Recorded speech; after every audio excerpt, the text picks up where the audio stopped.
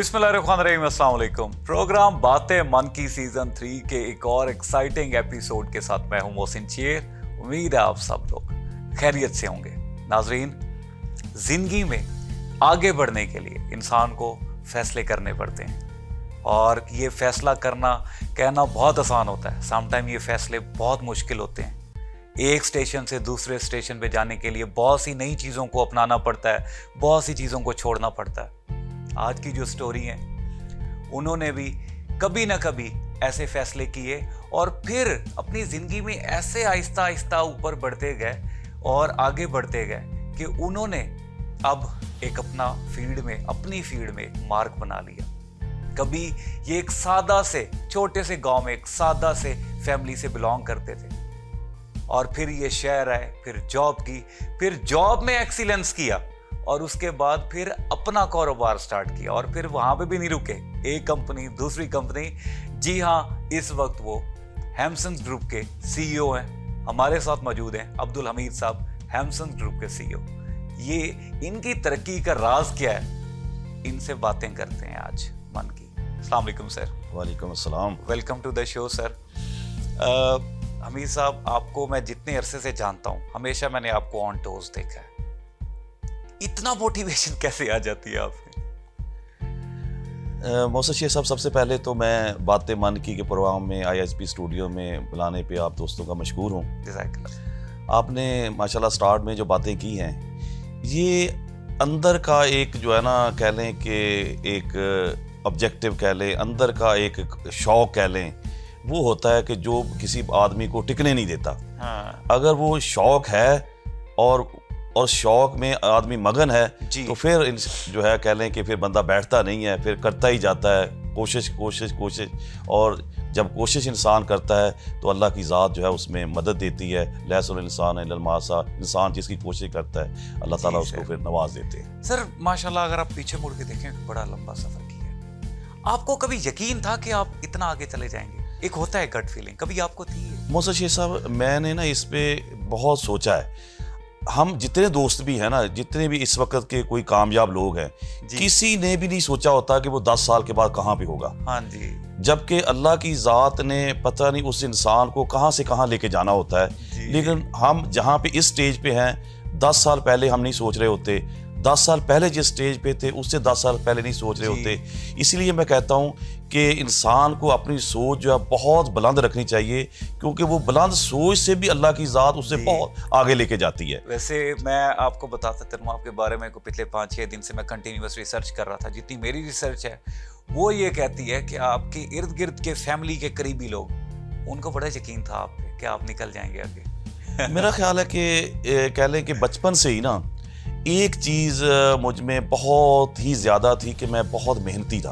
हाँ। बल्कि इतना मेहनती था कि वालिद साहब जो है रात को सारी रात जो है वो फसलों को पानी लगाते थे। और इवन सर्दियों की रातों में जो है मैं वहाँ पे लकड़ियाँ जला के जो है सारी रात जो है पढ़ता रहता था। अगर मैं इस पूरा सफ़र तालीम से लेके आज इस स्टेज तक अगर मैं इसको पूरी को रिव्यू करूं तो वो एक ही बात है कि बहुत ज़्यादा मेहनत की। हाँ और शुक्र अल्हम्दुलिल्लाह कि अल्लाह की ज़ात ने उस मेहनत का जो है वो फल दिया। वरना जो है कहते मेहनत करके भी जो है बाज़ औक़ात उसका फल नहीं मिलता। तो अल्लाह का शुक्रगुज़ार हूँ कि उन्होंने मैंने मेहनत की तो अल्लाह ताला ने उस मेहनत का फल दिया। अच्छा, एक और वाक़या भी है। एक बार आपके फादर ने और आपको और आपके बड़े भाई को स्कूल से हटा लिया था। ज़रा वो वाक़या तो सुनाए, क्यों हटाया था? मोहसिन शेख साहब, बातें ये है कि मेरा जो बैकग्राउंड है ना वो इंतहाई गरीब है। मेरे वालिद साहब जो है वो दूसरों से ज़मीन लेके एज ए मज़ारा जो है वो काम करते थे। तो माली हालात जो है ना हमारे बहुत ही ज़्यादा जो है वो कमज़ोर थे। तो कई स्टेजेस ऐसी आई कि लेकिन वालिद साहब कहते हर वालिद साहब जो है अपनी औलाद के लिए बहुत ज़्यादा जो है वो कुर्बानियाँ देते हैं। तो इतनी गुर्बत के बावजूद जो है मैं समझता हूँ कि आज जिस स्टेज पे हम हैं तो ये वालिद साहब की कुर्बानियाँ थी कि उन्होंने अपने साथ जो है नहीं मिला, उन्होंने एजुकेशन को जो है वो तरजीह दी। हाँ जी।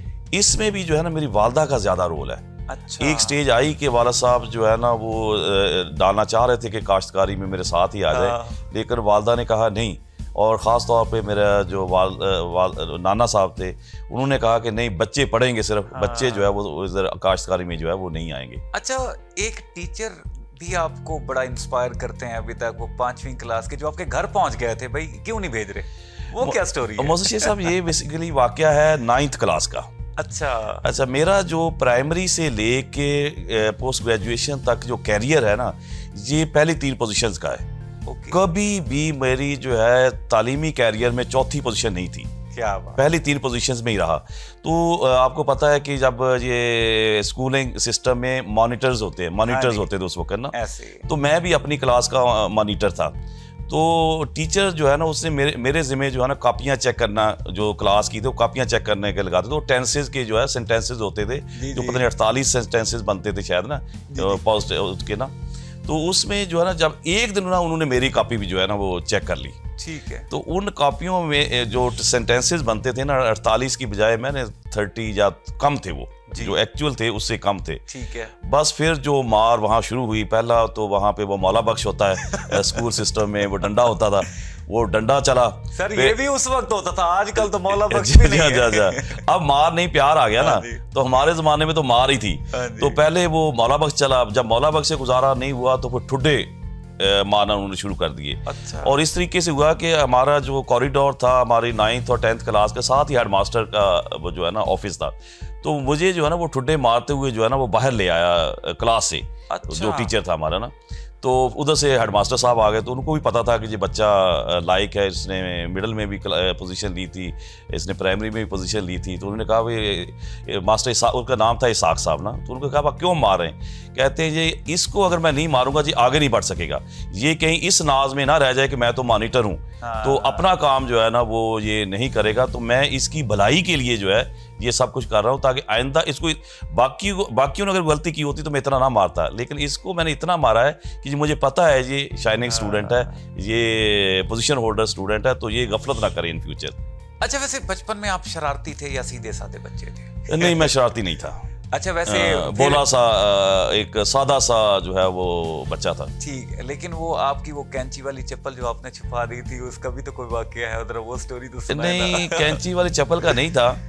ये 6ठी क्लास, हम स्कूल से जब हाई स्कूल में गए, हाँ जी, तो 6ठी क्लास का रिजल्ट आना था। अच्छा। जब रिजल्ट आना था तो जैसे हम ऐसे डरे हुए जाते थे कि शायद हम फेल ना हो जाएं। ओके। जबकि जब मैं वहाँ पे गया तो वहाँ पे जो है मैं पहली पोजीशन पे था 3 सेक्शन में से, जो 6ठी क्लास में थे। तो हमारे एक मास्टर थे लतीफ़ साहब। तो मेरा कद बहुत छोटा था, क्योंकि मैं छोटी उम्र में ही भाई के साथ जाना शुरू हो गया था स्कूल। तो मैं छोटा था कंपेयर टू उस उम्र के हिसाब से जो 6ठी क्लास में होना चाहिए, तो मैं छोटा बच्चा था। तो मुझे जो है ना वो मास्टर लतीफ़ साहब ने कहा कि हमीद कहाँ है? उन्होंने कहा जी वो तो पीछे बैठा है, वो तो फर्स्ट आया 3 सेक्शन में, वो लेके आओ। वो मैं छोटा था तो उन्होंने मुझे टेबल पे जो है वो सामने खड़ा किया। तो मैं सामने इसलिए नहीं जा रहा था कि मेरी शलवार का जो है ना एक पांचा नहीं वो जूतों में फंस के जो है फट जाता है, तो वो फटा हुआ था। ओके। तो इसलिए जो है ना मैं फिर वहाँ नहीं जा रहा था, लेकिन उन्होंने मुझे वहाँ पे मेज़ पे जो है वो खड़ा किया और वहाँ पे भरपूर जो है वो तालियां बजाई कि आप जो है 3 सेक्शन में फर्स्ट आए हैं। क्या बात है सर, यकीन करें अभी तो मज़ा आ रहा है, लेकिन मजबूरी है, ब्रेक पे भी जाना है। जी नाजरीन, आपको भी उम्मीद है मज़ा आ रहा होगा हमीद साहब की बातें सुन के, लेकिन अभी ब्रेक है, मजबूरी है, तो मिलते हैं छोटी सी ब्रेक के बाद।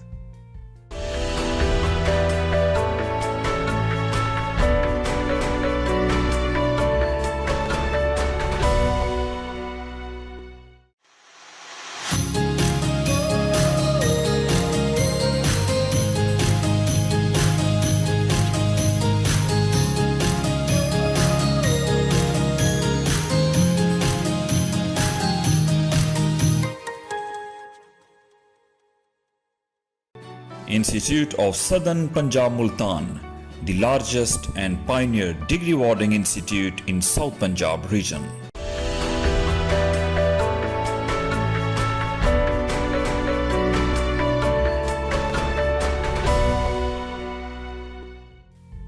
वेलकम बैक नाजरीन। जी नाजरीन, चलते हैं दोबारा हमीद साहब के पास और उनसे करते हैं बातें मन की। हमीद साहब, गांव में आपने पढ़ाई की, मैट्रिक मेरे ख्याल में गांव में की आपने, फिर आपने शहर में आए। अब ये गांव से जो शहर की तरफ का जो सफ़र होता है ना, स्पेशली जो बच्चा सारा उसका कैरियर एक्सपोजर गांव में होता है, और फिर वो एकदम से एक बिल्कुल अपोजिट कल्चर में आता है और एक्सपेंडेड कल्चर में आता है। आपको क्या मुश्किलात आई थी उस वक्त? हाई स्कूल करने के बाद जो है ना, मैंने एफएससी जो है वो गवर्नमेंट कॉलेज लिया से की। तो एफएससी के बाद मैं फिर इस्लामाबाद चला गया, एरिड यूनिवर्सिटी में। तो बेसिकली तो वहाँ पे जब शहर का एक्सपोजर था, हम बहुत बैकग्राउंड हमारा बैकग्राउंड जो है वो बहुत देहाती था। हाँ जी। तो जाहिर है तो वहाँ पे हमें जो प्रेजेंटेशंस में बहुत मुश्किल पेश आती थी। तो मुझे अच्छी तरह याद है कि जब हमारी ग्रेजुएशन में वो प्रेजेंटेशन का एक सब्जेक्ट था जी। सेमिनार्स का, तो वहाँ पे जाके जो है ना वो सामने प्रेजेंटेशन देते हुए जो है वो बड़ा एक बहुत ही मुश्किल जो है वो मर रहा था। वो कॉन्फिडेंस नहीं था, मेहनती थे। हालांकि मैं वहाँ पे जो है ना वो 8 सेमेस्टर्स होते हैं, तो उन 8 सेमेस्टर्स में ही हर सेमेस्टर में मेरी पहली, दूसरी, तीसरी पोजीशन थी। एकेडमिकली बहुत स्ट्रॉन्ग थे, लेकिन शायद झिझक वो कॉन्फिडेंस शायद वो नहीं था। अच्छा, क्योंकि आपने बताया एकेडमिकली आपका एक बैकग्राउंड बड़ा स्ट्रॉन्ग था, पहली जॉब आसानी से लग गई थी या स्ट्रगल की, उसमें भी स्ट्रगल की? नहीं, पहली जॉब मुझे बिल्कुल बगैर स्ट्रगल के मिली। मेरे एक दोस्त मरहूम जो अब्दुल क़य्यूम सिपरा साहब थे, मैं तो मुल्तान को जानता नहीं था क्योंकि मैं एफएससी के बाद इस्लामाबाद चला गया था, तो इसलिए मुझे मुल्तान जो है, मैं पहली दफ़ा जॉब के सिलसिले में ही आया। और ऐसे आया कि वो मरहूम दोस्त ने मुझे फ़ोन किया कि जी आसिम मजीद साहब जो आजकल कैंजो के चेयरमैन हैं, मालिक हैं, कि उनके वो टेक्निकल मैनेजर थे रॉन पोलैंक के, एक प्राइवेट कंपनी थी पेस्टिसाइड की, तो उनके पास जॉब है। मैं आया तो उन्होंने मेरा कैरियर देखते हुए, तालीमी कैरियर देखते हुए इंटरव्यू में जो है मुझे सिलेक्ट कर लिया और उसी वक्त जो है मुझे गाड़ी की चाबी दे दी। तो बिल्कुल मुझे स्ट्रगल नहीं करनी पड़ी। आज के बच्चे एक्सपेक्ट करते हैं लाखों रुपए सैलरीज हो, आप ज़रा बताएं आपकी पहली सैलरी क्या थी, कितने पैसे? बहुत थोड़ी थी, बल्कि वो थोड़ी सैलरी भी मेरी 2 साल चली, क्योंकि 1 साल कंप्लीट होने के बाद जो है वो इंक्रीमेंट लगती है। तो पहले साल 44 रुपए जो है इंक्रीमेंट लगी, वो ज़्यादा नहीं लगी। 4700 रुपए से जो है पर मंथ सैलरी से हमने जो है वो शुरू किया। लेकिन वो कह लें कि उस वक्त जो 4700 रुपए ही काफ़ी थे। अच्छा, पहली सैलरी बड़ी एक्साइटिंग चीज़ होती है एक पहले बच्चे के लिए जिसके एक जॉब लगी है। क्या किया था उस सैलरी से, याद है? अब मुझे अच्छी तरह तो नहीं याद बिल्कुल कि उस पहली सैलरी से क्या किया था, लेकिन मुझे हमारा जो है ना, क्योंकि हमारा बैकग्राउंड देहाती और गरीब ख़ानदान से था, तो हमें सैलरी से ज़्यादा जो है ना वो बहुत ज़्यादा खुशी जो वो गाड़ी की थी कि हमें जो है पहले मरले में जो गाड़ी जीप होती थी वो सुजुकी पटवार, तो उसका शौक ज़्यादा था, उसकी खुशी ज़्यादा थी। शायद सैलरी की कम या होने की इतनी ज़्यादा खुशी नहीं थी। ठीक है। अच्छा, पहली जॉब में क्योंकि एक्सपोजर नहीं होता बहुत से बच्चों के पास, आपके पास भी उस वक्त नहीं होगा, तो क्या क्या मुश्किलात आपने देखी फील्ड में? सबसे ज़्यादा जो मुश्किल, जो बल्कि मैं जो नई नस्ल को, जब बच्चों को वो पैगाम भी देना चाहता हूँ कि मैं सिल्वर मेडलिस्ट था, और सिल्वर मेडलिस्ट होते हुए इसका मतलब ये कि एकेडमिकली जो है मैं बहुत स्ट्रॉन्ग था, लेकिन प्रैक्टिकली जो है फील्ड के पॉइंट ऑफ व्यू से मैं बहुत वीक था। तो हमें जो है एकेडमिकली जो स्ट्रॉन्ग होने के साथ साथ हमें फील्ड की एजुकेशन भी जो लेना चाहिए। तो आसिम मजीद साहब ने जो है, जो मेरे बॉस थे, उन्होंने मुझे कॉटन जेसेट पे जो है ट्रायल करने के लिए कहा। अच्छा। तो सिल्वर मेडलिस्ट होने के बावजूद जो है मुझे कॉटन जेसेट का नहीं पता था। और मैं शर्मिंदगी से किसी पूछ भी नहीं रहा था कि कॉटन जेसेट क्या होता। तो मैंने अपने ड्राइवर को कहा और अपने फील्ड असिस्टेंट को कहा कि यार गाड़ी निकालो और कॉटन के खेत में चलते हैं, और वहाँ से जाके एकेडमिकली तो मुझे पता था कि जेसेट ऐसा होता है, पत्ते के पीछे साइड पे होता है। तो हम कपास के खेत में चले गए और वहाँ पे लिटरेचर सामने रख लिया और कहा कि ये हमने उस कीड़े को पहचान के जो है फिर वो हमने ट्रायल जो है शुरू किया। तो मैं समझता हूँ कि एकेडमिकली के साथ साथ हमें जो है फील्ड का नॉलेज भी जो है वो होना चाहिए। अच्छा, पहली जॉब, उसके बाद फिर अपनी फील्ड में एक टॉप की पोजीशन, ग्रुप जीएम तक गए। आपको क्या लगता है पीछे मुड़ तक, स्पेशली अगर प्रोफेशनल इसमें देखें करियर में, किस वजह से आपकी तरक्की और तरक्की और तरक्की और आगे बढ़ते रहे? क्या वजह थी ऐसी, आपको क्या लगता है? मैं समझता हूँ कि अगर मैं इस पूरा एपिसोड को तालीमी और फिर बाद में प्रोफेशनल जी, इसमें अगर मैं देखूँ ना, तो मुझे एक ही चीज़ मेरी कामयाबी में, वो है मेहनत। मैंने, चाहे वो तालीम का शोबा था, चाहे वो जॉब का शोबा था, मैंने बहुत ही ज़्यादा मेहनत की। और ये कह लें कि मेहनत से मुराद मुझे इश्क, अपने काम से जो है इश्क होता है, अपनी जॉब के साथ इश्क था, अपनी पढ़ाई के साथ जो इश्क था, जुनून की हद तक, जिसको हम कहते हैं ना बर्निंग डिज़ायर। ठीक है। तो मेरे अंदर जो है ना बर्निंग डिज़ायर है काम करने की। और उसने, हालांकि मैं आजकल मैं सुनते हैं हम कि टैलेंट जो है वो बहुत ज़रूरी होता है। मैं समझता हूँ कि शायद मेहनत टैलेंट से भी बहुत ज़्यादा ज़रूरी है, लेकिन अगर खुशकिस्मती के साथ टैलेंट और मेहनत इकट्ठी हो जाए तो बहुत बंदा आगे जा सकता है। लेकिन मैं अगर सोचूं अपना, तो मैं शायद मेहनत से ज़्यादा आगे गया हूँ। मेहनत और टैलेंट इकट्ठा हो जाए तो बहुत आगे बंदा जा सकता है। अच्छा सर, एक क्वेश्चन के आपने अभी बर्निंग डिजायर की बात की, जैसे कुछ लोगों में बर्निंग डिजायर की भी एक वजह होती है। जैसे कुछ लोग जिंदगी में इसलिए तरक्की कर जाते हैं क्योंकि उन्होंने बहुत गुर्बत, बहुत अजीब हालात देखे होते हैं। कुछ लोग इसलिए अस्पताल बना देते हैं क्योंकि उनके बड़े करीबी प्यारे उनके हाथों से चले गए होते हैं तकलीफ की सूरत में। वो बर्निंग डिजायर आपके अंदर वो क्यों थी?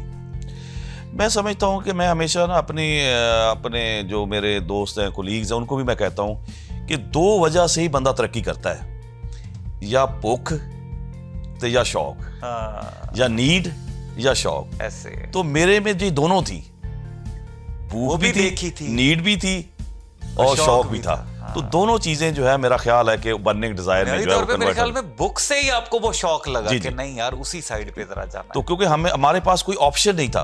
जैसे कहते हैं ना कि हमारे पास कोई इसके अलावा जो है ऑप्शन नहीं था कि हम तालीम हासिल करें, और तालीम भी ऐसी हासिल करें क्योंकि पीछे जो है वो सिफारिश नहीं है, पीछे रिसोर्स ऐसा नहीं है कि हम वो तालीम ही इतनी हासिल कर लें कि आगे जो है हमें जॉब ढूंढने में आसानी हो जाए। इसलिए मुझे बहुत आसानी के साथ जो है जॉब मिल गई। जब जॉब मिली तो मैंने कह लें कि दिन रात एक किया।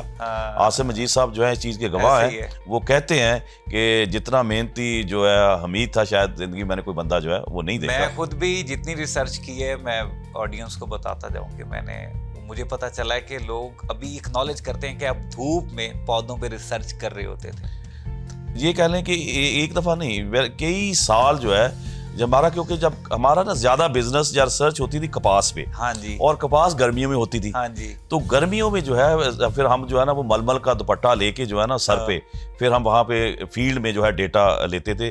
अक्सर रिसर्चर जो है, तहकीक करने वाले जो है ना, अपने फील्ड ऑफिसर से जो है वो डेटा, मैंने हमेशा फील्ड ऑफिसर्स के साथ खेत में खड़ा होके जो है वो खुद डेटा जो है उनके साथ जो है इकट्ठा किया है। तो धूप में तो हमने वाकई काम किया है। यकीन करें अभी सब बहुत मजा आ रहा है। नाजरीन, आप भी इंजॉय कर रहे होंगे इस कॉन्वर्सेशन को, लेकिन मजबूरी है, दोबारा ब्रेक आ गई है। तो चलते हैं छोटी सी ब्रेक पे और फिर मिलते हैं ब्रेक के बाद।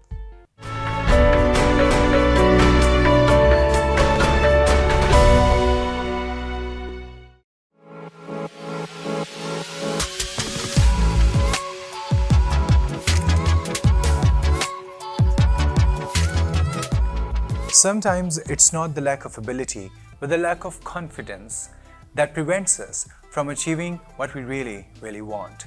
Nothing holds us back more than the insecurities that we all have. But here's the good news. Confidence is a skill and we can learn it. We are bringing you a show dedicated to confidence. Experts will talk about on how we can get rid of all the limitations and barriers that we face and become the most confident person. So are you ready to achieve whatever you want to? So are you ready to unravel the dreams that are within you? This is ISP Studio and welcome to Confidence Lounge.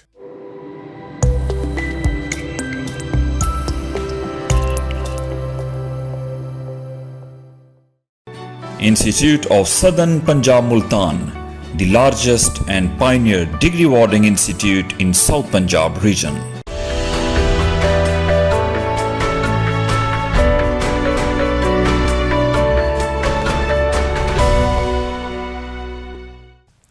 Welcome back नाज़रीन जी। बगैर time ज़ाया किए चलते हैं दोबारा अब्दुल हमीद साहब के पास और उनसे करते हैं बातें मन की। हमीद साहब, प्रोफेशनल करियर में पीक देखने के बाद एक और मुश्किल मरला आता है एक हर प्रोफेशनल की ज़िंदगी में, कि जब वो अपना सेटअप स्टार्ट करने का सोच रहा होता है, क्योंकि उसको पता है कि एक अच्छी भली इनकम आ रही है और उसके घर का सर्कल चल रहा है, बच्चे भी हैं, सारा निज़ाम चल रहा है। आपकी ज़िंदगी में भी आया था, कैसे लिया था ये स्टेप? देखिए, ये आखिरी आप बात कर रहे हैं जो आपने अपना काम शुरू किया जी। ये देखिए, मैंने ना जी 30 साल जो है जॉब की है जी। और जॉब में जो आखिरी मेरे 16 साल थे तो मैं ग्रुप इंचार्ज था। ओके। और उस वक्त यानी ग्रुप इंचार्ज होते हुए भी जो है कुछ ऐसे मेरे अंदर के फैसले थे जो मैं वहाँ पे नहीं कर पाता था, चाहे वो मालकान की वजह से, चाहे वो अपने जनरल मैनेजर जो हमारी मैनेजमेंट थी। यहाँ पे मुझे ये है कि मैं अपने जो दिल में है, जो आप क्या कहते हैं मन की बातें जो मेरे मन में है ना, वो मैं करने के लिए जो है अब आज़ाद हूँ। तो मेरा जो अब मेरा मन में क्या था, मेरे मन में ये था कि मेरे साथ जो जितने भी दोस्त रोज़गार के नाते हमारे इकट्ठे हों, हम ऐसा कोई माहौल बनाएं हम आखिरत में भी कामयाब हों। क्या बात। क्योंकि ये दुनिया फ़ानी है, आखिरत की कामयाबी जो है वो यही कामयाबी है। तो हम पूरे अपना जो वर्किंग स्टाइल है, जो माहौल है प्रोफेशनल, इसमें इस्लामिक कल्चर जो है वो लेके आना चाह रहे हैं। इस्लाम के बारे में जो है अपने जो जितने भी हमारे कोलीग्स हैं, सेल ऑफिसर्स हैं, मैनेजर्स हैं, फील्ड ऑफिसर्स हैं, जीएम्स हैं, हम इस्लामी माहौल में जो है उनको ढाल रहे हैं। हमारी कोई मीटिंग इस्लामी लेक्चर के बगैर नहीं होती, हमारी कोई गैदरिंग इस्लामिक एजुकेशन के बगैर नहीं होती। हम बाकायदा नमाज सीखने की क्लासें लगाते हैं। तो एक तो ये था कि हम इस पूरे को, दूसरा जो है एम्प्लॉय वेलफेयर। मैं जो है समझता हूँ कि अल्लाह ताला ने मुझे जो है ना जॉब में भी और बड़ा अरूज दिया है। अब कारोबार में जो है मैं एम्प्लॉइज़ की वेलफेयर पे काम करना चाह रहा हूँ। उनकी जो मेडिकल फैसिलिटीज़ हैं और उनके जो बच्चों की एजुकेशन है, मैंने जो है एम्प्लॉइज़ वेलफेयर फ़ंड जो है एक कायम किया है। तो मेरी ख्वाहिश है कि मैं एम्प्लॉइज़ की ज़्यादा से ज़्यादा जो है वेलफेयर जो है वो कर सकूँ, उनकी फैमिलीज़ को तालीम के हवाले से उनको जो है मैं अपग्रेड जो है वो कर सकूँ। अच्छा हमीद साहब, थोड़ा इमोशनल भी है, आपने इतनी तरक्की की और ये चीज़ कहीं ना कहीं मैं भी फील करता हूँ। जब इंसान तरक्की कर रहा होता है ना, कोई हर एक स्टेप पे ना इंसान को अपने बिछड़े हुओं की याद आती है। आपके फादर इस वक्त दुनिया में नहीं है, 2011 में उनकी डेथ हुई थी। याद आते हैं? बहुत याद आते हैं। ये एक ना कह लें कि इंसान में बहुत मौके ऐसे होते हैं कि वो कुछ पा के भी जो है अंदर जो है तिश्नगी जो है वो महसूस करता है। वो शायद भाई भी मेरा जो है 3 साल पहले फौत हुए हैं, तो शायद किसी जगह पे बहुत ज़्यादा कह लें काम पे तवज्जो, बहुत ज़्यादा जो है ना जॉब पे तवज्जो, वहाँ पे शायद कहीं कमी फील होती है कि उनकी बेहतर खिदमत करनी चाहिए थी। तो अपनों की जो है, तो मैं बल्कि अभी भी मैसेज देता हूँ कि हम बाज़ औक़ात बहुत ज़्यादा जो है अपने कामों में मसरूफियात में अपनों को टाइम नहीं देते। तो हमें अपनों को टाइम देना चाहिए। फिर वो जब वो चले जाते हैं तो फिर जो अंदर से एक जो है ना एक तिश्नगी जो रह जाती है, ताकि वो तिश्नगी की जो ना रहे। आपके एक दोस्त कयूम सिपरा साहब का आपकी तरक्की में बड़ा रोल है, आप क्रेडिट भी हमेशा उनको देते हैं और उनकी डेथ पे आप बहुत ज़्यादा एक बार टूटे थे। वो याद आते हैं आपको? बहुत याद आते हैं, बल्कि याद क्या आते हैं कि मैं ना देखिए, मैं एक बात करता होता हूँ कि ज़िंदगी में हमें किसी लोगों के साथ नेकियां करनी चाहिए, और वो नेकियां इस अंदाज से नहीं करना चाहिए कि उनसे नेकी का कोई सिला मिलेगा, लेकिन अल्लाह की ज़ात जो है पता नहीं किस वक्त जो है उस नेकी का सिला जो है वो आपको दे। तो कयूम सिपरा साहब ने मुझे फ़ोन किया था कि यहाँ पे आसिम मजीद साहब के पास जॉब है, आप यहाँ पे आके इंटरव्यू दें। तो मैं वो इंटरव्यू में मेरी जॉब शुरू हो गई। तो नहीं पता था कि 28 साल बाद अल्लाह ताला की ज़ात ने मुझसे उनकी फैमिली की कफ़ालत का जो है वो काम लेना है। क्या बात है। तो मुझे वो बहुत याद आते हैं। और जब वो कैंसर में मुब्तला थे तो कैंसर हॉस्पिटल लाहौर में थे, तो मैं हर सैटरडे को यहाँ से बस पे बैठ के जाता था, वहाँ पे उनको मिल के वापस आता था।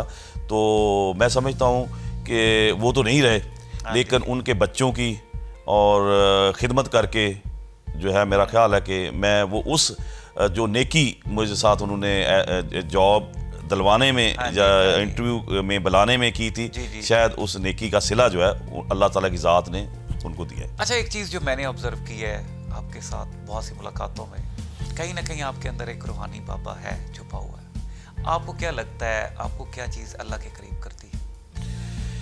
मैं कहता हूँ कि मैं ना कई सालों से, जब से मेरे वालिद साहब की मैंने मौत को बड़े करीब से देखा, फिर भाई की मौत को करीब से देखा, तो मैं समझता हूँ कि हमें इंसानियत की जो खिदमत है ना, शायद यही सब कुछ है।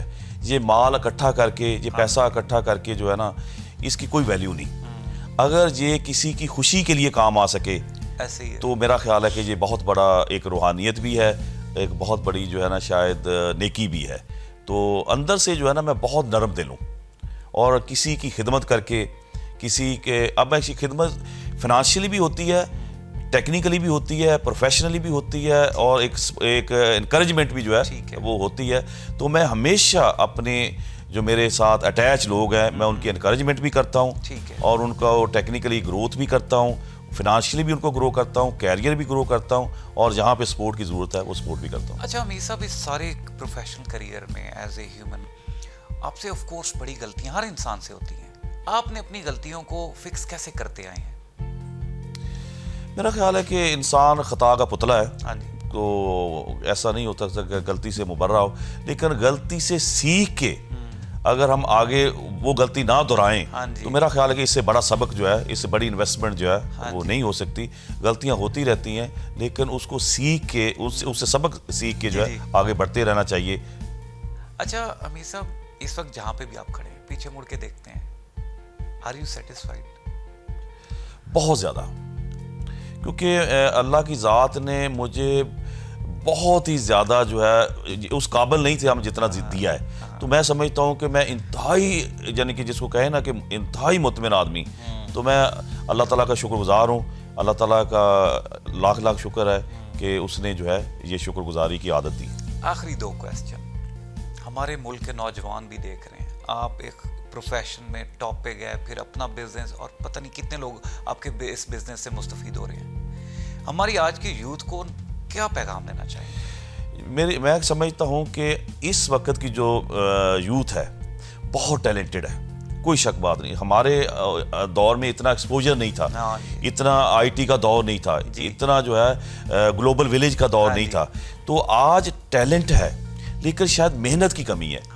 तो जैसे मैंने पहले कहा था कि टैलेंट को साथ अगर मेहनत को ये मिला लेंगे और अपनी बर्निंग डिज़ायर जो है एहसास से जिम्मेदारी में कन्वर्ट कर लेंगे, तो मेरा ख्याल है कि ये हमसे बहुत कामयाब हो सकते हैं। अमीर साहब, आखिरी क्वेश्चन मैं हमेशा एक ज़रूर पूछता होता हूँ, आपसे भी पूछूंगा। आपकी मेरी बहुत अरसे से मुलाकातें हैं, मेरे लिए क्या एडवाइस करेंगे? आप तो माशाल्लाह जी कह लें कि मोटिवेशनल और प्रोफेशनल ट्रेनर हैं जी। तो ट्रेनर तो हमेशा सिखाता है, तो हम तो आपसे सीखते हैं। और आप मुझे अगर एक एडवाइस करना चाहेंगे तो वो क्या होगी? बस यही है कि जब आप क्योंकि ट्रेनर हैं, तो ट्रेनर अपनी ट्रेनिंग्स में जो है दुनिया के साथ साथ जो है वो आखिरत की जो कामयाबी का जो एक कह लें कि एक शमा है, ये आप लोगों के दिलों में, आप दुनिया की कामयाबी के लिए तो उनको जो है माशाल्लाह बहुत अच्छा इंस्पायर करते हैं। तो दुनिया के साथ साथ आखिरत की कामयाबी के लिए भी उनको साथ जो है इंस्पायर करें।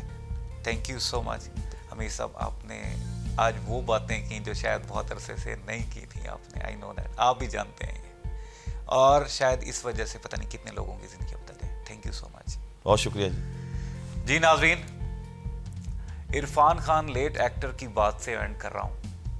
वो अपने आखिरी अयाम में ज़िंदगी में ये कहता है कि जब ज़िंदगी की समझ आने लगती है तो तब स्टेशन आ चुका होता है। इस टाइप की सक्सेस स्टोरीज़ को बुलाने का सिर्फ एक ही पर्पज़ है कि आपका वो स्टेशन आने से पहले आपको ज़िंदगी की समझ आ जाए और आप अपना किबला दुरुस्त करके उस राइट ट्रैक पे चल लें, ताकि जब स्टेशन आए तो तसल्ली से अगला सफ़र स्टार्ट कर सकें। मिलते हैं एक और प्रोग्राम में एक और बेहतरीन गेस्ट के साथ, और उनसे करेंगे बातें मन की। तब तक के लिए अल्लाह हाफिज़।